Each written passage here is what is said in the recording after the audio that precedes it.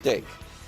Wait or not, even if he was ready to sign this afternoon, I mean, there's only one reason I would possibly consider bringing back Aaron Rodgers, and that was if I really wanted him to mentor Will Howard.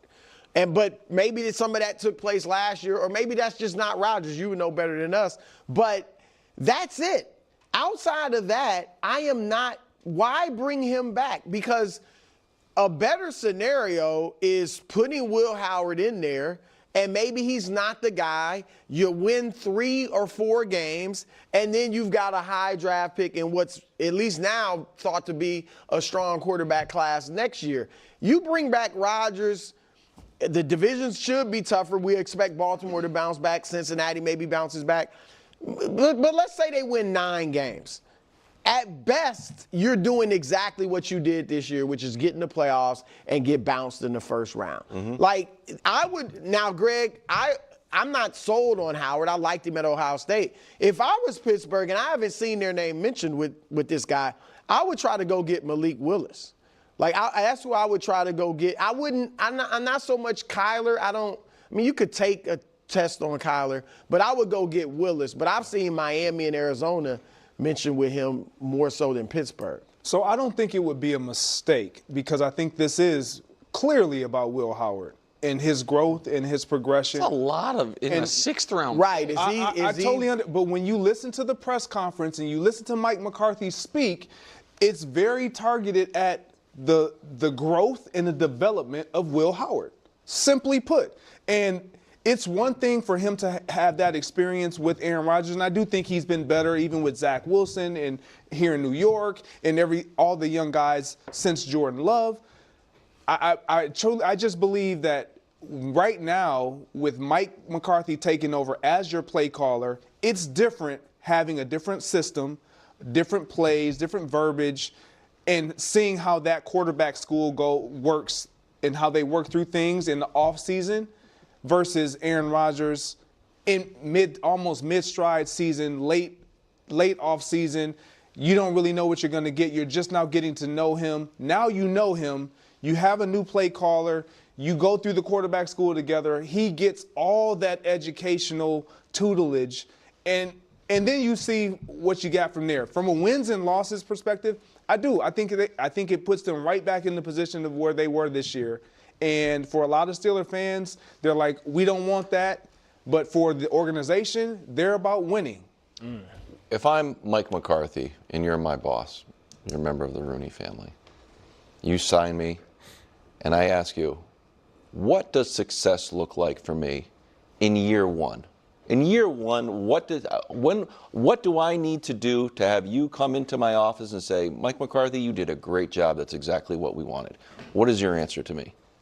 Not have a losing record, right? That's where you're going with it.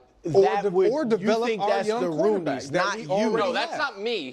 I was supposed to be the you were running. Roonies there, You're the right? Rooney, Yeah. No, you were the first on this, but I took a lot away from the fact that the Steelers were fine with running it back with Tomlin. Yeah. That it seems like they might value, and the head coach they picked, which was not a long-term growing pains, high upside, as Mike McCarthy. They value a high floor rather than a high ceiling. Like, you know what I mean? That's what they value. I definitely think this would be a mistake. This is not how I think you should try to build a championship-level team. I also think this. I'm focused on the weight piece of this. And I forgot to look this up for the show. I apologize. But Aaron Rodgers, like, we know his process in the offseason, what it once was, the darkness retreat and the date and the calendar when that took place. Aaron Rodgers should not need more time to figure out what he's doing than Travis Kelce. Okay. Yeah, I agree. I don't think this should be this whole huge, long, draw-them-out process like it had been in seasons past with Aaron Rodgers. You either want to be with the Steelers at this point or not.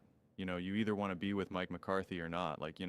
So I do wholeheartedly agree with that aspect in terms of the whole thing with, like, Will Howard and what the story is with that. This is where you hire Mike McCarthy and you're paying for his expertise. Like, that is why you hire these coaches. If his evaluation is, hey, Will Howard is our guy, and we want Aaron here, et cetera, like then you support that. I'm not saying that it's the right path, but at least it's actually a plan that is calculated and formulated and executed rather than just, let's try this. Oh, I don't know. We get Mason Rudolph over here again. Like, I don't know. How about Mitch Trubisky? Or maybe we can get Aaron Rodgers in here. Well, I don't know. Is Aaron available? I guess why not? You know, like it's just kind of like random and whatever. Now, I am a big supporter of Malik Willis. Like, I love that idea. I don't know what the story is, how much you can get for him and all of that, but like, you know, in the short term, it could be a long-term play. I think Malik Willis can be the long-term play as well, but I guess in the immediate and like from like an immediate gratification in terms of like what makes me feel the most optimistic going into this season, getting like a Malik Willis would be really, you know, would be really exciting. You would feel like, okay, new coach, new quarterback. There's just like a strong sense of like we got some juice.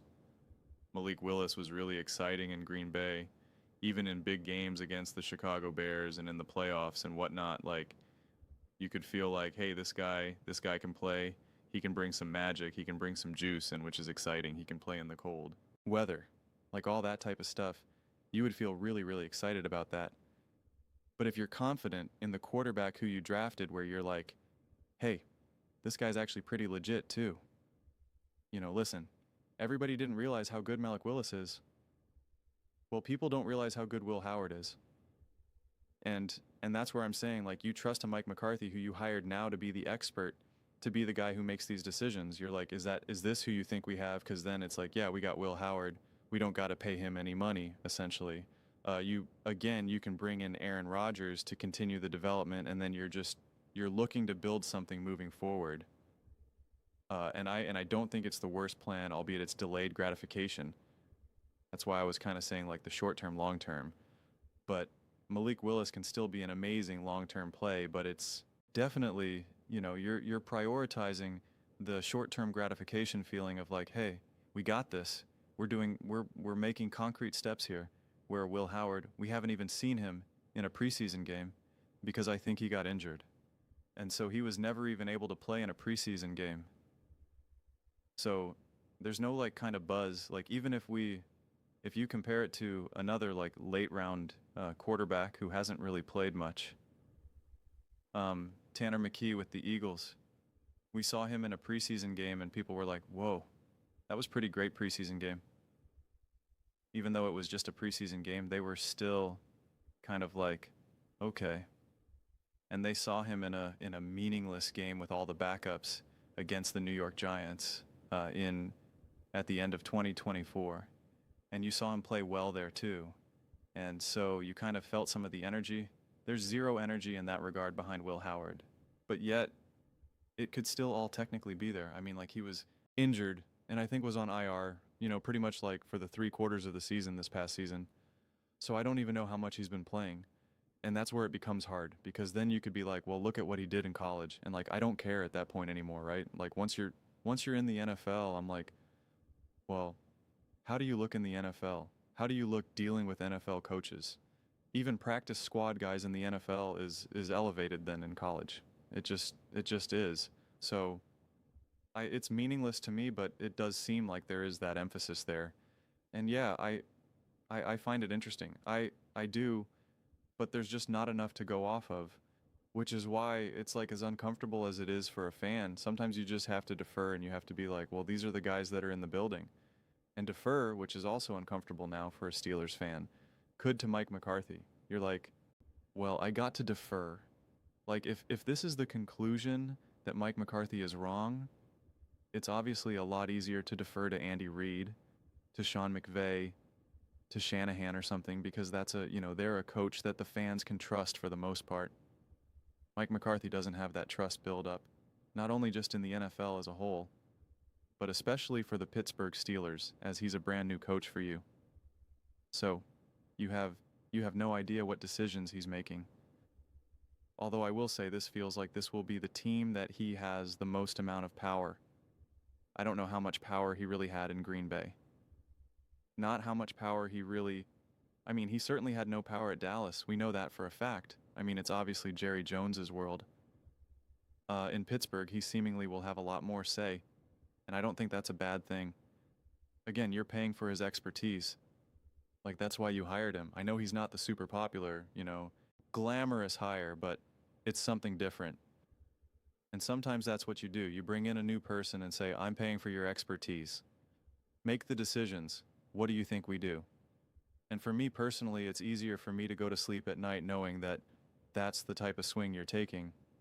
And again, whether it works out or not, at least I feel like the people who have the best ability to make the best decisions are the ones that are actually making the decisions. Now, you could say, well, it was the wrong hire, and that's totally fair and whatnot, but that's something that you then try to wrestle with in a few seasons, in a few years if it doesn't go right.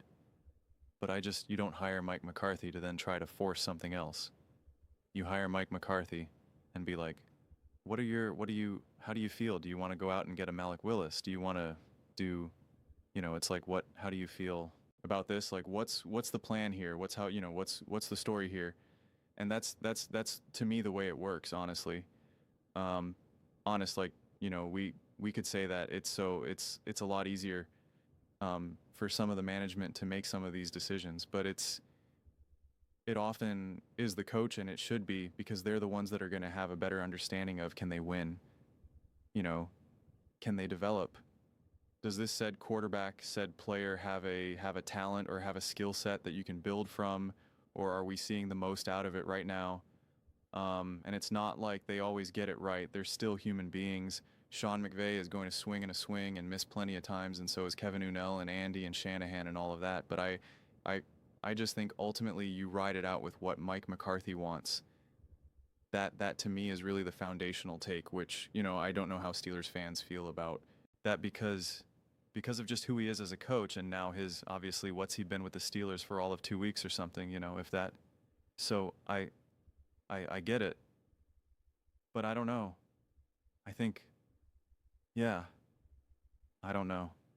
I'm interested to see how this pans out, because again, they had no plan a couple years ago, or I guess what was it, last year, when they were like, we're going to get Russ, we're going to get Justin Fields, like, we're going to do this, we're going to start this quarterback for 6 weeks, and then we're going to start that quarter.